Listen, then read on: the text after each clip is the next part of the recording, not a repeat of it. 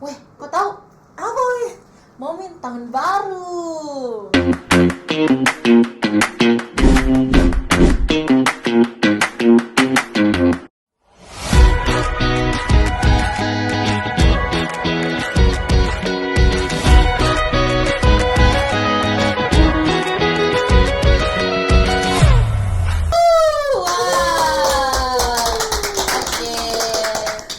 Perkenalkan, saya Chelsea, saya Caca. Kami berdua akan menemani kalian di episode kali ini. Dan kita berdua tidak sendirian aja, kita sudah ditemani sama narasumber-narasumber kita yang gokil abis. Boleh deh, mana tepuk tangannya semua? Boleh perkenalan kali ya, kakak-kakak sini. Boleh mulai dari Ceguen dulu deh. Saya hadap ke sana. Iya. Okay. Halo CC people, perkenalkan nama saya Gwyneth Rachel Santosa, bisa dipanggil Gwen. Saya Gen 1 IBM dan saya persilahkan ke Denny. Oke. Halo CC people, perkenalkan nama saya Den Sakanto. Saya mahasiswa UC generasi kedua, jurusan manajemen, spesialisasi digital business management. Gitu ya? Iya. Oke. Boleh tepuk tangannya lagi. Mana guys? Tepuk tangan kameramen. Oke. Nah, kakak-kakak di sini kan kayaknya berdua punya kesamaan ya. Apa itu, Cak? Yang adalah Ya, apa itu? Apa tuh kesamaannya? award Award apa? Award ISMA kali ya? Award di apa? Award di ISMA ya? Award di Kakak ISMA. berdua. Jadi mungkin untuk background story kali ya, boleh nggak sih kakak mungkin ceritakan bagaimana motivasinya kakak ikut ISMA dari awal daftar sampai akhirnya bisa lolos. Yach. Oke. Kayaknya kalau saya kan masih muda juga ya. Saya rasa mulai dari yang paling tua deh. Oh, oke. Boleh ya begitu. Boleh. Oke, kalau saya sendiri motivasi saya untuk ikut ISMA itu sebenarnya untuk mencari pengalaman. Karena saya mendengar bahwa ISMA juga itu kan memberi kesempatan buat kita untuk keluar negeri 1 semester. Dan saya merasa tertarik kira-kira budaya belajar di luar negeri itu gimana, apakah beda atau sama dengan Indonesia punya gitu. Jadi kalau dari saya itu sih penasaran. Kalau dari Dennis gimana? Sorry, pertanyaan tadi apa lagi? Aduh, gimana sih, dikasih hukuman kali ya, Cak? Nah, jadi tadi pertanyaannya bagaimana kakak motivasi apa yang membuat kakak mau daftar ISMA? Oke. Apa ya? Apa ya? Saya rasa FOMO. Ya, FOMO, betul. Supis. FOMO, betul. Betul. Enggak, canda. Tapi salah satunya FOMO lah. Oke, ya mungkin mirip sama tadi sama jawabannya Ceguen. Jadi pertama kalau misalkan mau keluar negeri itu kan orang-orang pasti selalu kayak mendambakan sekali begitu. Kalau mau dibilang kayak meromantisasi sekali. Jadi saya juga orangnya kan suka sama yang exploring di lingkungan baru juga gitu. Jadi itu salah satu alasan utama saya kenapa saya mau keluar negeri belajar gitu. Dan kebetulan juga salah satu alasannya kayak tadi ya FOMO. Karena kebetulan juga awalnya kan saya nggak terlalu kepingin daftar. Cuman teman saya juga ajak saya daftar, jadi ya sudah gitu. Aku juga ngikut daftar. Gitu. Tapi pas daftar itu kayak berharap atau kayak Yarmila. Pasti dia berharap. Oh, oke. Maksudnya kayak di dalam proses pendaftaran itu sendiri, saya juga kan lagi kepingin sekali juga kayak saya sudah komitmen ini, sudah mah juga kasih masa ini waktuku, komitmen uang juga ada. Sama saya juga sudah bilang-bilang ke keluarga aku begitu. Jadi pasti sisinya di diriku juga toh. Pasti kayak pengen sekali kalau lolos ini gitu ya.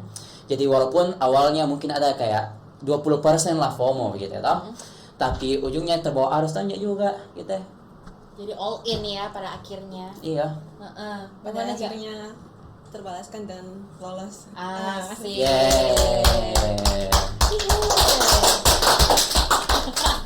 Asik nih yang di belakang kamera. Semoga saya juga bisa ya. Amin. Saya juga sebenarnya pengen sekali ISMA. Terus apa daftar kok? Saya ada tanggung jawab lain. Oke. Kalau Caca ya, Caca pengen tidak nanti ISMA? Mau banget pastinya. Sumpis. Betulan. Nggak mau minta tips and trick dulu. Iya, saya mau minta tips and trick dan cara-caranya gimana juga. Gimana tuh kakak-kakak? Ya kan sudah mulai dari saya. Jadi Boleh tukar giliran, harus adil. Oke, siap salah. Oke. Oke, kalau mau bilang tips and tricks sebenarnya kalau saya sih sebenarnya teknis saja sih. Kayak kalau mau dibilang pasti utamanya itu kalau misalkan orang daftar untuk sesuatu, contohnya kayak beasiswa kayak gini yang skalanya kan nasional. Orang-orang itu pasti kan merasa takut yang paling utama, yang kayak malah mikir mereka kayak gimana sih kalau saya nggak lolos, gimana kalau saya gagal tengah jalan gitu. Jadi tips and tricks yang paling utama yang saya bisa bilang di sini juga, yang paling penting itu juga kalau kalian rasa takut, kalau Caca rasa takut, itu ya saranku satu, ya bodo amat gitu. Karena kayak kalau misalkan kamu sendiri yang nggak ikut, ujungnya pasti bakal menyesal. Misalkan Caca nggak jadi pencet tombol submit untuk ISMA, contohnya hari ini deadline-nya, tapi Caca malah sibuk jadi kayak host gitu, jadi host untuk acara ini gitu. Tapi Caca lupa ataupun Caca kayak malah mikir, oh sudah menjadi host, udah mau daftar deh begitu ya.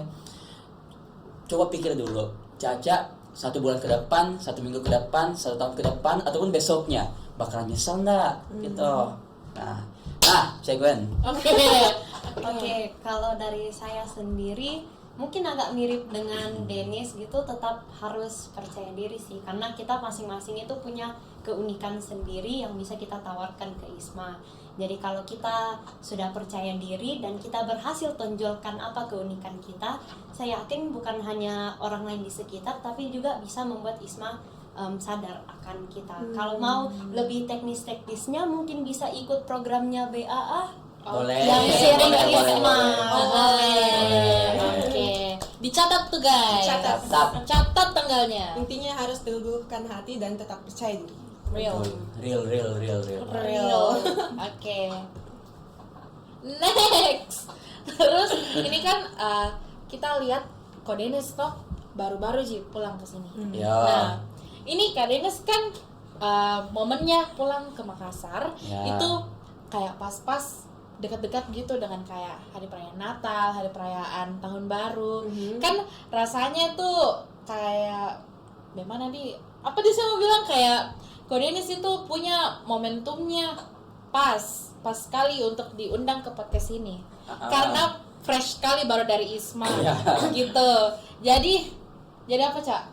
Jadi kira-kira apalagi tujuannya di tahun depan, kayak kan tahun ini sudah banyak pencapaiannya. Jadi kira-kira tahun depan apalagi goalsnya gitu. Oke. Nah, mulai lagi dari saya nih. Kan awalnya tuh Ceguen saya Ceguen toh atau gimana? Ya enggak apa-apa. Canda. Oke. Jadi kalau mau dibilang kayak aspirasi untuk tahun depan, apalagi yang tadi Chelsea bilang toh, yang kayak momentumnya itu sudah pas. Walaupun saya rasa kayak demoku juga rayakan Natal sama Tahun Baru juga udah negeri toh. Tapi nyatanya juga ya senang nyesal juga pulang sekarang gitu ya. Karena walaupun rasanya di situ jadwal pulangku rada kayak nanggung mau Natal, mau juga Tahun Baru, tapi positifnya itu kayak sih bisa rayakan di sini sama keluarga aku, sama teman-temanku toh. Jadi gimana nih, kayak setiap negatif ada plusnya lah. Catat tuh. Asik. Oke, jadi kalau mau dibilang aspirasi untuk yang tahun depan, kalau dari anggapan saya sekarang ini kan, kalau misalkan orang lihat ISMA itu sebagai salah satu batu loncatan yang sangat-sangat besar. Dan kata kuncinya itu ada di kata batu loncatan. Jadi beberapa orang itu pasti bakal berasumsi mereka dapat ISMA ataupun juga melihat orang lain dapat ISMA, mereka bakal mikir kayak, oh ini pencapaian terbesarnya, luar biasa sekali ini orang gitu ya. Tapi nyatanya buat saya sendiri dan mungkin buat Ceguen, menurutku ISMA itu cuma jadi satu batu loncatan lagi supaya saya bisa terus menerus mengembangkan diriku, apalagi di tahun baru ini maupun juga menuju ke tahun 2025. Ya, walaupun 2024 untuk sekarang menjadi salah satu tahun pencapaian terbesarku, tapi kedepannya di tahun 2025 mungkin saya bisa kayak pertama dapat magang di perusahaan yang besar. Amin. Bisa keluar negeri lagi. Amin. Bisa nih, waduh. belum. Canda. Maksudnya bisa beli mobil gitu. Amin.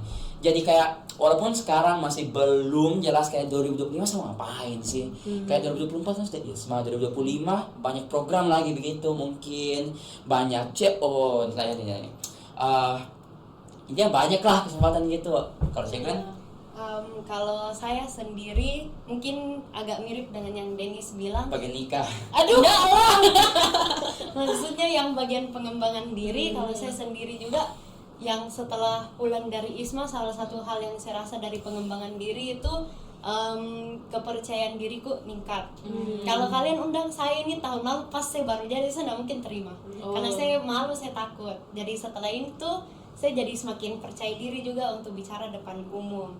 Terus mungkin kalau saya sendiri di tahun 2025 itu saya merasa kayaknya agak berat tahun depan buat saya, karena itu saya tahun depan bakal ujian apa nih? ujian apa tuh? Ya jadi saya bakal ujian proposal dan yudisium. Nah jadi itu saya rasa kayaknya perlu semangat deh. Semuanya kasih semangat dulu Kak Gwen. 1, 2, 3. Semangat Kak Gwen. Yeay. Kalau kalian mau dukung saya, kalau saya sebar kuesioner, tolong diisi. Nanti kita kasih masuk linknya di deskripsi bawah ini ya. Oke. Nah, kira-kira pelajaran apa yang bisa diambil dari tahun ini? Ladies first. Oke. Ladies first. Ini kayak baku berebutan ya. Oke, kalau saya sendiri di tahun ini tuh apa ya? Mungkin lebih ke tetap belajar untuk konsisten, mempertahankan apa yang sudah baik dan membuat lebih baik yang belum. Kalau buat saya sendiri tahun ini tuh cukup banyak pengembangan lah intinya. Jadi tetap walaupun banyak godaan misalnya untuk apa sih, waduh, maksudnya misalnya untuk kayak mau main game saja atau kayak bermalas-malasan, tetap kita harus konsisten dalam mengerjakan tugasnya kita tidak boleh procrastinating begitu, tetap harus konsisten supaya cepat selesai tugas-tugasnya semua. Seperti kayak sekarang saya lagi mengerjakan CIC ku, jadi buat UC people yang belum selesai CIC-nya dan SIC-nya cepat diselesaikan, jangan ditunda. Semangat. Yach. Tanya apa lagi? Aduh, apa? Saya sendiri lupa. Iya kan? Apa pelajaran terbesar yang bisa diambil dari tahun ini sebelum pindah ke tahun depan? Oke. Pelajaran yang paling besar dari tahun ini, valuable lessons this year. Bergetar. Apa di? Sebenarnya banyak sekali sih. Cuman kayak kalau mau dibilang yang langsung pelajaran ataupun pengalaman yang besar sekali, yang mungkin life changing juga, saya rasa mungkin ada di kayak benar-benar sama yang namanya cultural understanding lah begitu.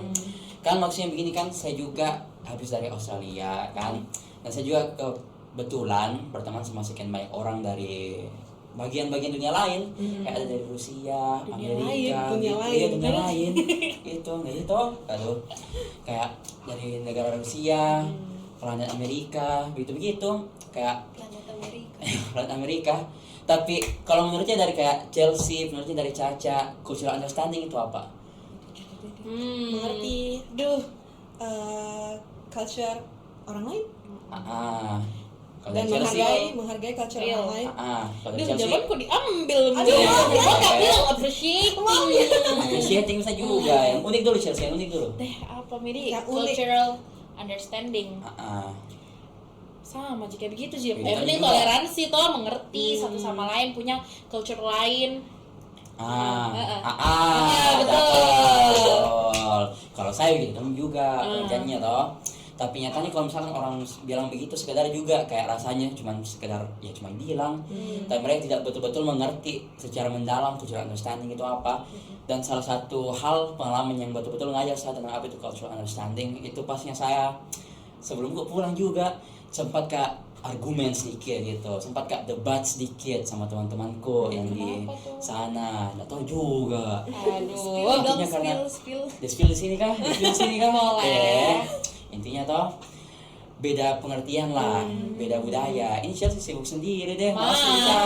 Aduh, maaf. Malas bicara. Lagi kepikiran. Aduh, kepikiran apa? Godaan Chelsea. Iya, banyak godaannya toh. Aduh, sampai mana Mak? Intinya apa banyak lah yang saya salah paham sama temanku itu, walaupun kita akrab sekali, tapi ujungnya pasti kita ngomong betul-betul kayak ngomong empat mata, ngomong yang sudah tenang, damai, kita saling mengerti nih. Oh nyatanya kalau misalkan di bidangnya dia bisa bicara terbuka begini sama keluarganya, sama teman-temannya, tapi nyatanya kalau misalkan budaya yang saya dibesarkan, budayanya orang Indonesia, budayanya orang Asia, kayak rata-rata mungkin kayak seperti jarang kita bicara sama terbuka begitu sama keluarga ataupun teman-teman. Dan itu salah satu contohnya untuk yang bisa bantu saya mengerti apa itu cultural understanding, yang bantu saya mengerti secara mendalam betul-betul kayak oh saya dibesarkan begini, orang-orang lain juga dibesarkan begini, mereka hidup berapa tahun, 20 tahun gitu, dibesarkan dalam budaya nilai-nilainya begitu. Saya juga 20 tahun nih, 19 tahun nih ya, masih muda ya. Sumpil. 19. Bohong. Sumpil, tapi akhir tahun ulang tahun kan. Oh, gitu. Ya gitulah. Jadi kayak budaya yang kalian dibesarkan, walaupun kalian bilang kayak oh kalian bisa mengerti, tapi nyatanya kalau sampainya dikasih tunjuk betul, baru kalian bisa mengerti begitu apa sebenarnya cultural understanding. Dan itu menurutku satu hal yang paling penting yang saya pelajari tahun ini lah. Jadi intinya itu harus saling mengerti, Betul. saling memahami, Betul. dan bicara baik-baik. Real. Kayaknya kalau misalnya dibilang begitu tuh kayak gampang sekali dibilang, tapi memang actionnya pasti sesulit itu ya. Cakep. Aduh. Terus kalau dari saya kakak-kakak ini kan sudah mengalami 1 tahun yang panjang. Ada tidak satu kata begitu buat tahun ini? Satu kata buat tahun ini. Satu kata buat tahun ini. Kata apa dulu? Mau kata yang bagus-bagus. Kata yang bagus Terserah dong, ya, biar Oke. positif. sesuai perasaan. Oke. Apa nih?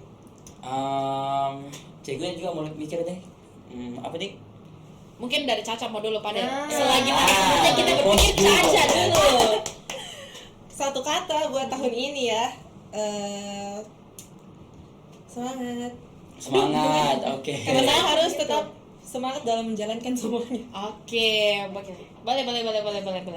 Sangat inspiratif, Iya. sangat mendalam ya. Iya. Maknanya sangat bagus. Sesimpel itu tapi maknanya panjang. Yaj. Sangat semangat. Yaj. Oke, Ceguen. Caca. Aduh. Saya juga lagi berpikir ini. Boleh Ceguen mau dulu? Saya juga lagi berpikir ini. Saya juga Satu kata loh, satu kata. Satu kata nih. Satu kata kalau mau dibilang dari saya itu apa nih yang alay-alay mau dari saya dah. Iya. Bangkit. Bangkit dari mana? Bangkit dari posisi paling rendahnya kalian gitu, dari titik paling rendahnya kalian bisa bangkit terus bisa capai suatu hal yang lebih tinggi lagi. Karena kalau saya kalau satu quotes yang saya selalu dengar orang bilang itu, kalau misalkan kalian sudah sampai di titik paling rendahnya kalian, selanjutnya itu kalian cuma bisa naik nih. Cakep. Ceguen? Kalau dari saya mungkin syukur. Syukur karena sudah mendapatkan banyak pengalaman baru. Syukur sudah mau selesai. Semoga tahun depan lebih baik. Amin. Nah, Charles. Aduh, boleh saya izin sedikit dulu? Baik. Soalnya saya lagi ngisi form. Oke, bicara tadi tentang gagal. Kira-kira pernah nggak sebelumnya merasa gagal memenuhi resolusi tahun-tahun sebelumnya? Ceguen. Kalau saya sendiri kayaknya saya tidak rasa kayak gagal, tapi saya merasa mungkin ya memang ada pasti beberapa hal yang tidak terselesaikan. Itu jadi refleksi lagi buat saya, pertimbangan apakah tahun depan ini bagaimana caranya supaya saya bisa akhirnya menyelesaikan resolusi yang itu. Jadi kembali lagi kan biasa kayak akhir tahun, awal tahun itu pasti orang kayak refleksi kembali kayak banyaknya jahatku tahun ini, kayaknya saya harus jadi orang yang lebih baik lagi. Jadi itu saya jadi refleksi lagi. Jadi tidak ada kata gagal, tapi kita berprogres. Asik. Cakep. Oke, next. Nah, tapi Chelsea sibuk sendiri lagi, Mas. Aduh, maaf ya. Aduh. Ini Ini ada kuis nih mendadak. Aduh, Chelsea. Ya. Nah, oke deh. Kalau sambil kita nunggu Chelsea menjawab. Ditunggu ku saya. Apa lagi tanya bertanya? Aduh, short term memory ini. Kayaknya ada 3 kali. 3 kali. Apa tadi pertanyaannya? Sorry. Kalau merasa gagal, resolusinya tahun Resolusi tahun baru. Ya. Apa nih? Kalau saya sendiri kayaknya bukan gagal deh, lebih ke arah kayak melenceng gitu. Karena saya kan awalnya itu orangnya yang kayak kalau misalnya saya taruh rencana yang memang saya mau capai di long term mungkin dalam tahun itu, sering sekali berubah gitu. Ya mungkin di tengah jalan saya sadar tidak realistis, tengah jalan saya sadar suatu hal yang saya ingin lebih capai, salah satunya contohnya kayak Isma gitu. Dan itu menurutku bukan gagal sepenuhnya, cuman kayak melenceng jadi suatu hal yang lebih baik lagi gitu. Asik. Boleh juga loh. Asik juga loh. Asik. Nah, kira-kira apa tipsnya biar kayak resolusi-resolusi yang dituliskan itu bukan jadi wacana? Ya, gitu. Jujur iya. Kira-kira apa? Atau mungkin lebih awalnya bagaimana caranya menentukan resolusi. Karena saya sendiri orangnya kayaknya saya enggak tetapkan resolusiku. Saya kayak Let it flow. let it flow aja kayak iya loh. apa di tulis resolusi. Kalau saya sendiri tulis resolusi sama tahun juga ya, let it flow saja. Asik. Tapi utamanya itu biasa berasal dari kayak kalau misalkan tahun 2023 lalu ada sesuatu hal yang saya kayak sesal, yang saya tidak lakukan selama itu tahun, ya saya jadikan untuk 2024 saya mau capai itu. Kayak tahun 2023 contohnya saya resolusi mau tidur jam 11 karena di tahun 2023 kayak saya tidur jam 2, jam 1 subuh begitu. Tapi nyatanya di tahun 2024 saya mau tidur jam 11 untuk perbaiki jam tidurku, walaupun udah terperbaiki tahun ini juga, tapi sidang saya tulis kayak gitu. Kalau apa tadi pertanyaan? Sindromnya. Pertanyaanku tadi itu bagaimana caranya kita bikin resolusi. Tetapkan resolusi. Yach. Kalau saya mungkin kita Sorry,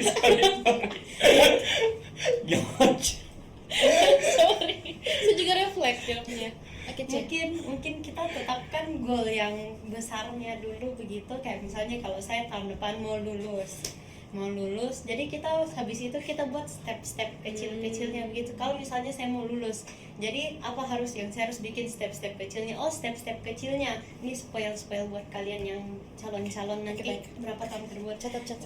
Jadi itu misalnya KPCIC dan SIC sudah harus masuk. Nah, kalau mau CIC-nya sudah masuk itu harus apa?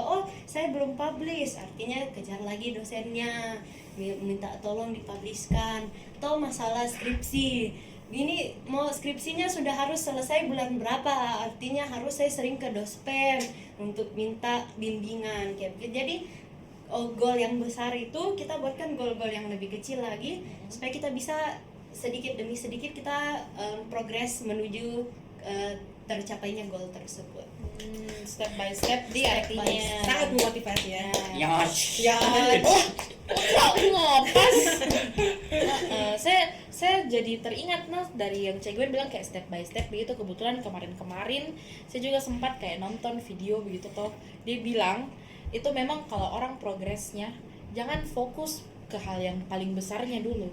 Memang bikinnya itu step by step, karena dari situ nih itu kok bakal terus termotivasi untuk bikin lebih lagi. Kalau misalnya dari awal sudah tentukan kayak goals yang tinggi sekali nih memang toh standarnya, memang itu malah yang bikin kok jadi malas jadinya, susah jadinya gitu. Iya. Sorry. Saya mau tambah dulu itu. Kalau yang dari Chelsea bilang itu kan kayak jadi step by step dari kecil sampai yang paling besar toh. Nyaj. Tapi saya sempat baca yang kayak sebaliknya dari itu. Teori gimana? itu. Teori mana Mini? Jadi ini teorinya toh, namanya kalau saya salah ingat namanya itu eat the frog. Makan kodok. Kamu pernah makan kodok? Nah, maksudnya Saya pernah. Tapi saya juga pernah dengar eat the frog. Iya itu. Tapi berarti kalian tahu kan, kalian ngerti kan. Jadi kayak apa sih? Kayak kalian selesaikan dulu yang kalian rasa paling susah, paling menjengkelkan, paling paling bikin menjeng. orang bosan. Iya, yang paling susah lah, yang paling di atas gitu. Bukan paling atas sih ya, yang kayak itu paling menjengkelkan. Sebelumnya kalian sentuh yang paling ringan, yang turun-menurun lebih ringan. Karena biasanya itu kalau misalkan kalian kerja yang kecil-kecil, yang gampang, jika misalkan cuci bajumu, cuci piringmu, gitu. Personal sekali. Canda sih, canda.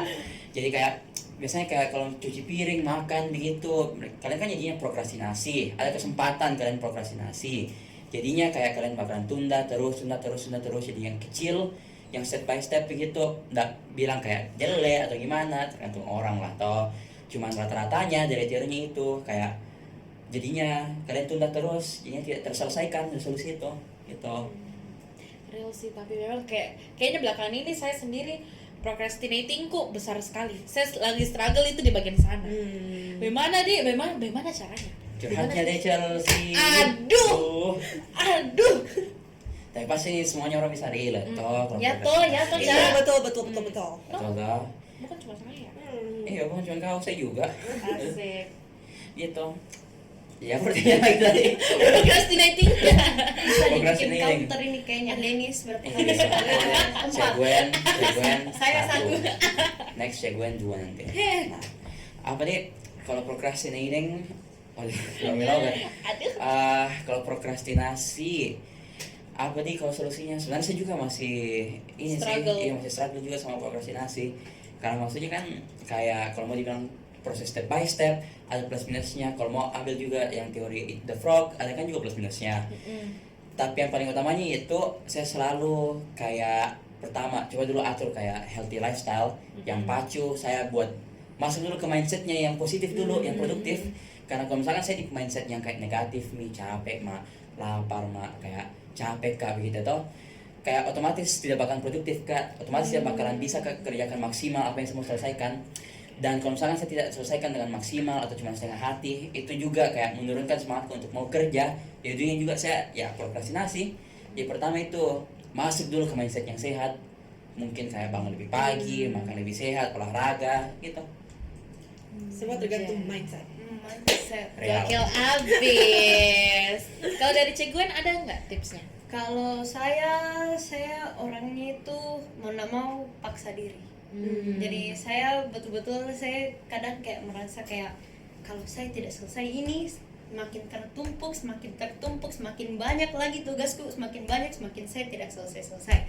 Jadi saya kayak pakai kayak kalau tidak begini, kalau tidak begini. Jadi mau nggak mau saya harus kerja karena kalau tidak semakin banyak kayak begitu. Itu sih sesimpel itu sih. Kayak lihat konsekuensinya dia apa yang Tapi jujur kalau saya lakukan yang kayak Ceguen gitu, saya justru mereka kayak aduh malas, kayak tambah berat di hatiku. Sambil mikir saja kayaknya malas nih. Aduh malas tuh kenapa harus hari ini begitu. Jadi kayak saya lebih berusaha kayak jalan terus saja. Ya, Itu kayak jalan terus saja. Tergantung mindset gitu ya. Iya tergantung mindset. Nah, setelah tanya-tanya resolusi tahun baru, kira-kira apa biasanya tradisi yang dilakukan buat tahun baru, memasuki tahun baru? Mungkin tradisi personal sama keluarga atau apa sama yang teman. kalau misalnya mungkin sama diri start sendiri. journaling gitu baru masuk bulan baru. Wow, journaling self help banget cuy. Anjir. Ladies first.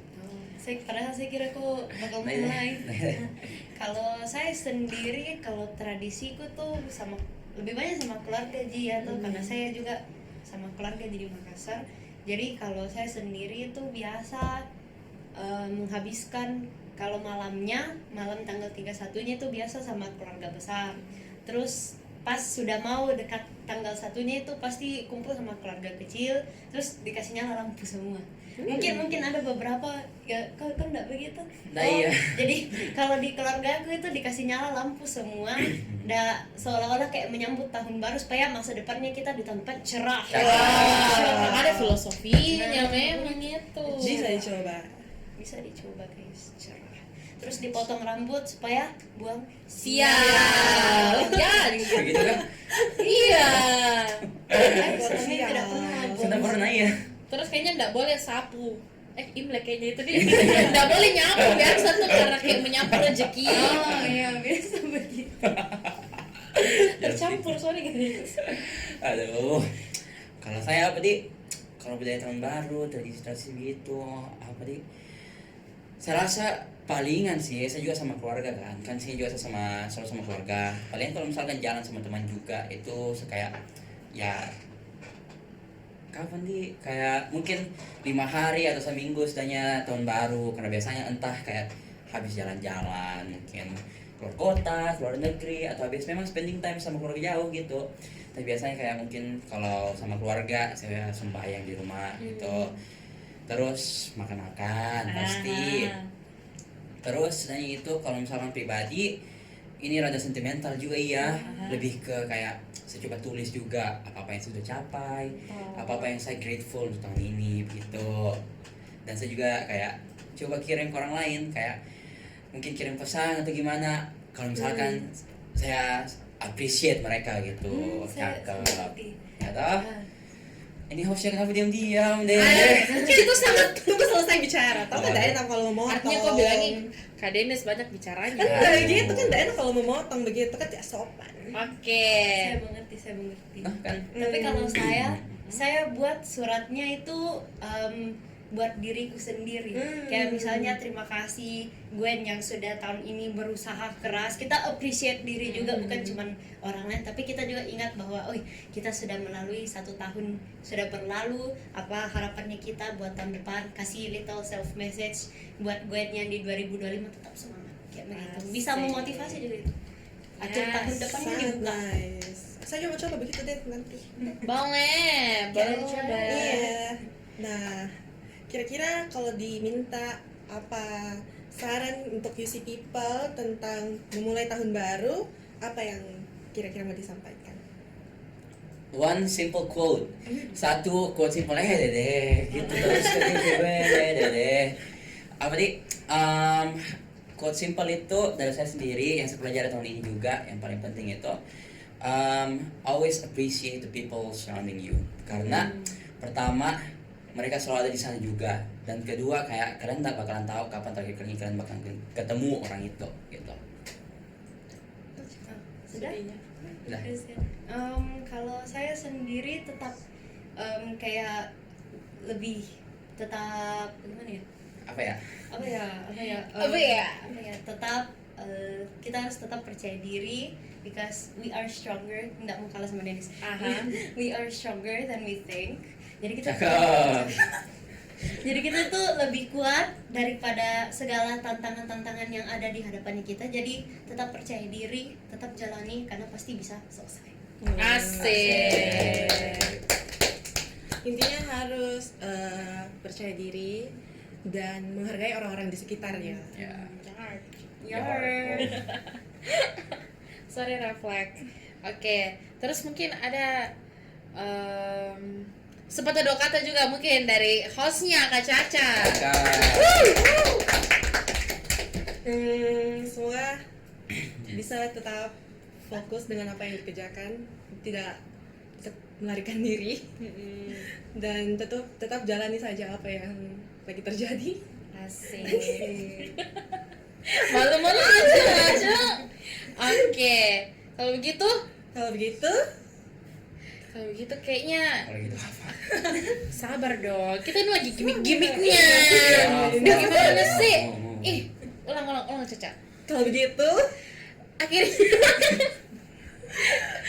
kita menutup podcastnya kita hari ini. Aduh, sedihnya. Nah rasanya tadi kita kayaknya dikasih sama bapak produser itu waktunya berapa menit? 30 menit, 30 menit, menitan. 40 menit. Tapi nggak rasa kayaknya selesai nih. Damn. Kayaknya terlalu banyak bicaranya kan deh. Bercanda. Maaf deh. Ya.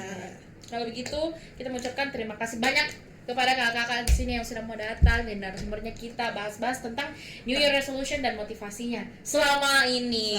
Asik. Terima kasih sudah menyempatkan waktunya. Kita mau say bye-bye, sampai jumpa di episode selanjutnya guys. Tetap semangat, tetap produktif, Tetap dan sehat. betul. Dan selamat tahun baru. Happy New Year.